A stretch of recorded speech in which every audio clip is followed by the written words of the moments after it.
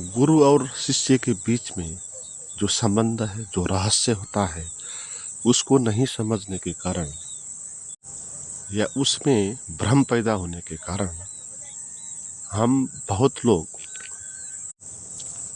या तो गुरु से दूर चले गए या तो गलत गुरु को पकड़ के बैठ गए।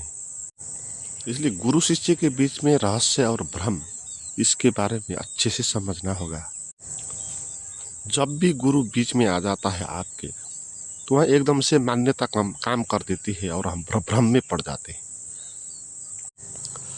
हमारे पास पहले ही सुनी हुई धारणाएं हैं, मान्यताएं हैं, जिनके कारण हम पहले ही बता देते हैं कि गुरु कैसा होना चाहिए, आपके लिए गुरु कौन है। ये सब सुनी सुनाई बात है। मान्यता के कारण हम इस तरह सोचेंगे, जैसी हमारी मान्यता है, धारणा है। हम कहेंगे कि गुरु ऐसा होना चाहिए, गुरु ब्रह्मचर्य पालन करना चाहिए, सन्यासी होना चाहिए, या उसका आचरण नैतिक होना चाहिए, या वो शास्त्रों का ज्ञाता होना चाहिए, आचरणों का पालन करना चाहिए।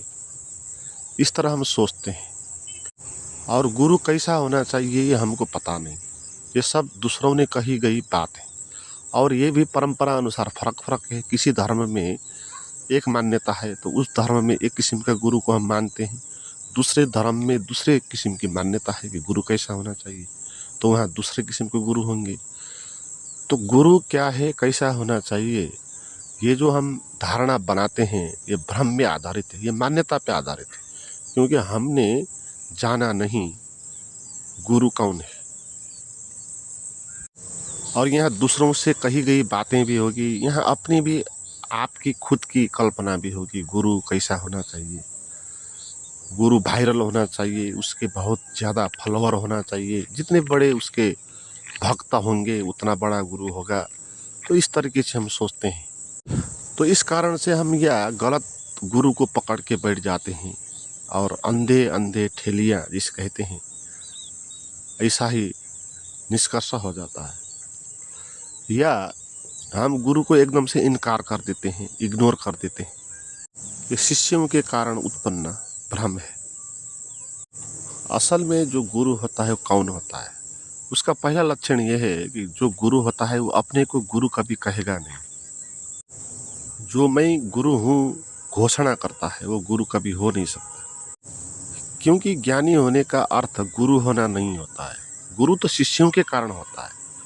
शिष्य किसी को गुरु कह दे ये बात ठीक हो सकती है, मगर कोई गुरु अपने को गुरु कह दे ये ठीक नहीं हो सकता। गुरु होने के लिए आत्मज्ञानी होना नहीं है।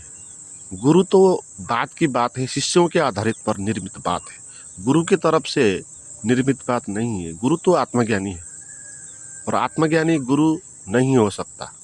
हाँ, दूसरे लोग उसके सामने बैठ के उसका सत्संग करके उसको सुन के उनको कुछ लाभ होता है तो वो उनको गुरु मानेंगे, ये दूसरी बात है। मगर गुरु के तरफ से वो गुरु हो नहीं सकता। क्योंकि जब वो अपने को गुरु घोषणा करता है तब उसके भीतर अहंकार खड़ा हो जाता है। तो जिसके भीतर अहंकार है वो गुरु हो नहीं सकता। क्योंकि अहंकार को ही मिटाना है शिष्यों का।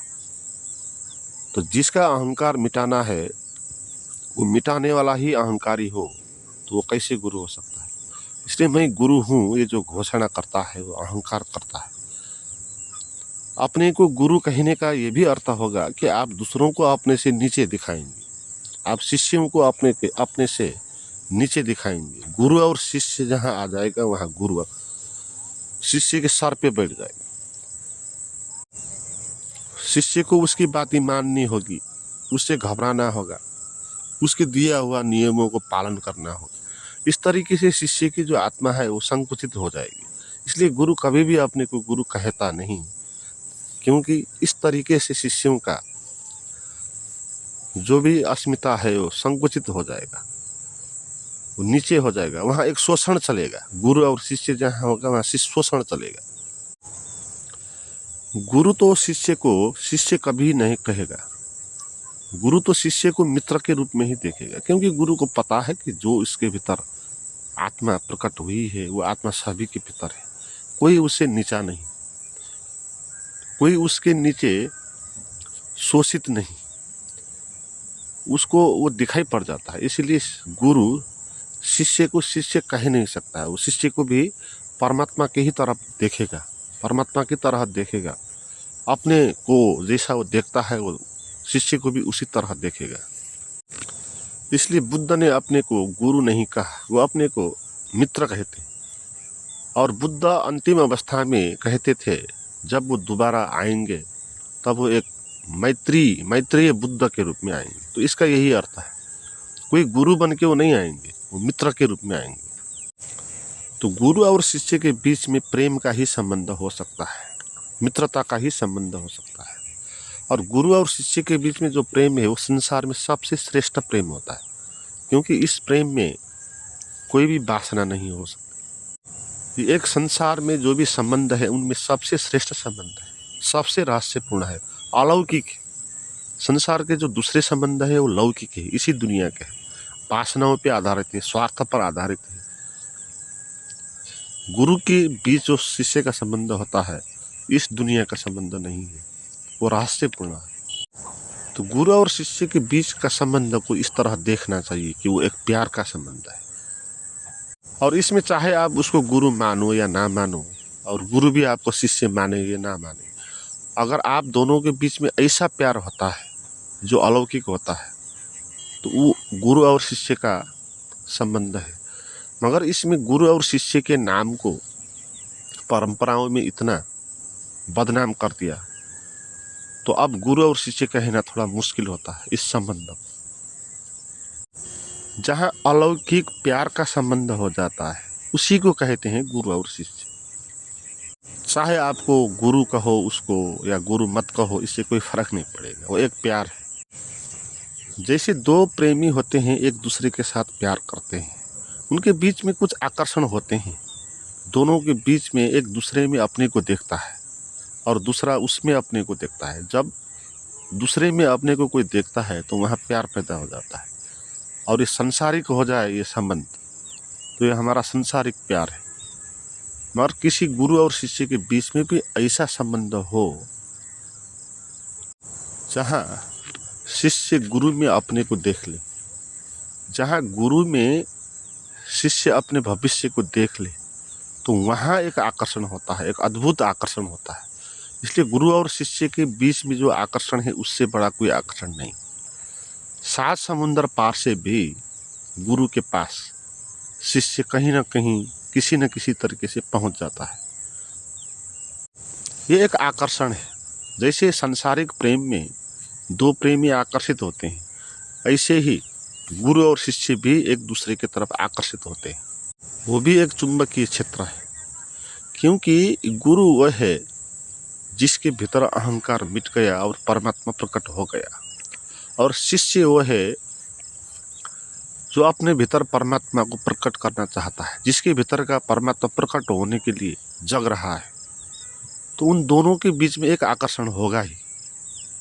चाहे आप गुरु को ढूंढो या मत ढूंढो, किसी न किसी तरीके से आपको किसी भी जगे हुए व्यक्ति के साथ आपका मिलन हो जाएगा, अगर आपके भीतर का परमात्मा जग रहा है तो हमको ये पता भी नहीं हो सकता कभी कभी कि यह गुरु हैं, पता भी नहीं हो सकता है, फिर भी गुरु हो जाता है।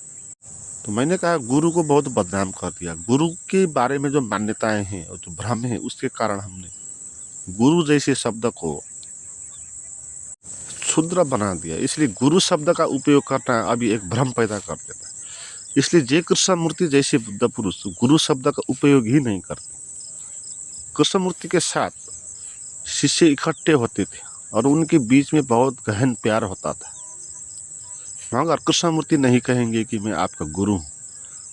वो गुरु कहने को अंधविश्वास कहेंगे, ऐसा नहीं है। वहाँ गुरु शिष्य का जो रहस्य है, जो चक्र है, वो वहाँ भी हो रहा है, और कृष्णमूर्ति को पता है कि इसी शब्द को लोगों ने बदनाम कर दिया, इसलिए वो नहीं कहेंगे मैं गुरु हूँ। और यह भी एक मान्यता है कि शिष्य कभी गुरु के पास नहीं जाएगा, गुरु ही शिष्य के पास जाएगा। इसका अर्थ भी यही है, जहाँ किसी व्यक्ति के हृदय में जागरण पैदा हो रहा है, वो आकर्षित कर ही लेगा किसी भी जागृत व्यक्ति को अपने पास।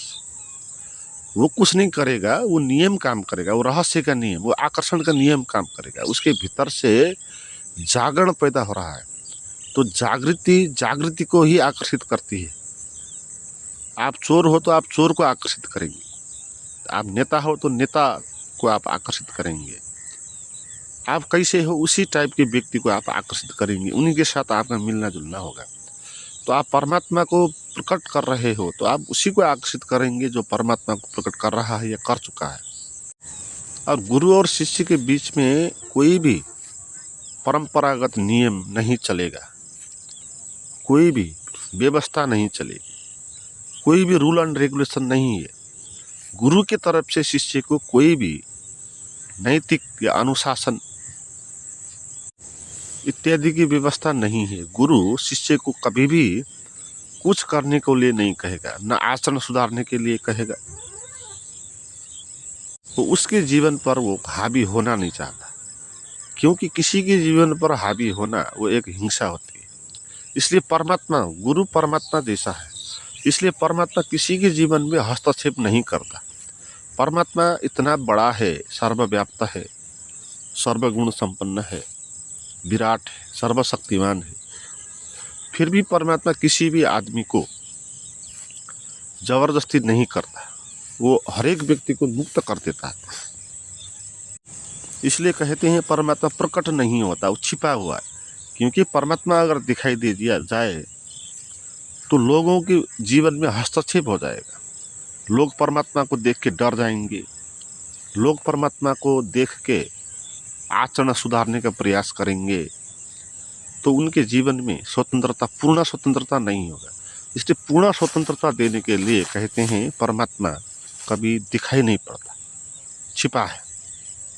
गुरु भी परमात्मा है, इसलिए गुरु भी किसी भी शिष्य को उसके जीवन में हस्तक्षेप नहीं करेगा, कुछ आचरण नहीं देगा, उसी तरह रहेगा वो जैसे कि गुरु है ही नहीं। जैसे गुरु अदृश्य है, जैसे परमात्मा अदृश्य है, शिष्य के साथ गुरु भी अदृश्य की तरह ही रहना चाहेगा। मगर शिष्य के पास अगर प्यास हो और शिष्य आगे बढ़ना चाहता है तो उसको दिशा निर्देश देने के काम गुरु करेगा, उसमें भी जबरदस्ती नहीं करेगा। हालांकि गुरु को कुछ करना नहीं है, गुरु की उपस्थिति ही काम कर देती है, और शिष्य को भी कुछ करना नहीं है, उसकी भी उपस्थिति ही काम कर देती है। जहाँ गुरु और शिष्य मिलते हैं, मौन सत्संग करते हैं, वहाँ किसी को कुछ करना नहीं पड़ता, अपने आप ही वो होता है। जैसे जो प्रेमी और प्रेमिका हैं वो साथ बैठे हैं तो प्रेम पैदा करने के लिए उनको कुछ नहीं करना पड़ता, अपने आप ही प्यार हो जाता है। इसलिए जो परंपराओं में जो धारणा है हमारी गुरु और शिष्य की, वो भ्रमपूर्ण है, उसको तोड़ना चाहिए और गलत गुरु को छोड़ना चाहिए, या गुरु को अंधविश्वास मान के गुरु के हम जो विरोध में गए हैं उस मान्यता को भी तोड़ना चाहिए। वो भी एक मान्यता ही है। गुरु को मानना, गुरु ऐसा होना चाहिए कहना, ये भी एक मान्यता है। गुरु को नहीं मानना, ये भी एक मान्यता है। गुरु अंधविश्वास होता है, इस तरह सोचना, ये भी एक मान्यता ही है। और जो गुरु मानेंगे, गुरु पर विश्वास करेंगे, गुरु होते हैं ऐसे ऐसे होते हैं कहेंगे, वो गुरु को इस तरह निर्मित करेंगे कि जैसे गुरु यानी कि कोई बहुत बड़ा आदमी जिसके सामने टिकना बहुत मुश्किल है और जिसके आगे हम बहुत क्षुद्र हैं, गुरु महान है, गुरु भगवान है। तो इस तरह जो कंसेप्ट है हमारा गुरु के बारे में एकदम भ्रमपूर्ण है। गुरु कोई बड़ा आदमी, कोई भगवान जैसा या कोई ऐसा नहीं जिस तरह आप सोचते हैं। गुरु तो बिल्कुल एक सरल अस्तित्व है। गुरु ना कुछ, गुरु कोई है नहीं, बहुत सरल है, वो कोई आपसे बड़ा भी नहीं। तो इसलिए जो वास्तविक गुरु होंगे वो अपने को बड़े नहीं दिखाई देंगे शिष्य के आगे, वो शिष्य के जैसे सरल रहेंगे ताकि शिष्य का भ्रम खंडित हो जाए कि गुरु इस तरह का होता है। शिष्य भी तभी तक शिष्य रहता है जब तक उसके भीतर के मौन प्रकट नहीं हो जाता। शिष्य के भीतर जब जागरण पैदा हो जाएगा, जब उसकी आत्मा प्रकट हो जाएगी, फिर बाहर का जो गुरु है वो गायब हो जाएगा। शिष्य के भीतर का अहंकार गायब हो जाएगा तो बाहर का गुरु भी गायब हो जाएगा, वहाँ दो नहीं बचेंगे। गुरु और शिष्य असल में दो होते नहीं, एक ही परमात्मा है, मगर भ्रम के कारण दो दिखाई देते हैं, जैसे बाहर दूसरे लोग दिखाई देते हैं। क्योंकि हमारे भीतर अहंकार है, मैं भाव है, इसलिए दूसरे को भी हम तू भाव में देखेंगे। मगर जब हमारे भीतर मैं भाव नहीं रहेगा तो बाहर भी कोई दूसरा तू भाव में नहीं रहेगा। तो इस अवस्था में कोई गुरु भी तू के रूप में, दूसरे के रूप में अनुभव में नहीं आएगा। वहाँ पर गुरु और शिष्य एक हो जाएंगे। गुरु परमात्मा था और शिष्य भी जब परमात्मा हो जाएगा तब वो एक ही सागर में जुड़ जाएंगे और न वहाँ कोई शिष्य बचेगा, न वहाँ कोई गुरु बचेगा। मगर शिष्य को जब तक वो स्थिति मिलती नहीं तब तक गुरु के पास का जो आकर्षण है उसके साथ वो बैठेगा, उसके साथ सत्संग करेगा और ये प्रक्रिया चलती रहेगी।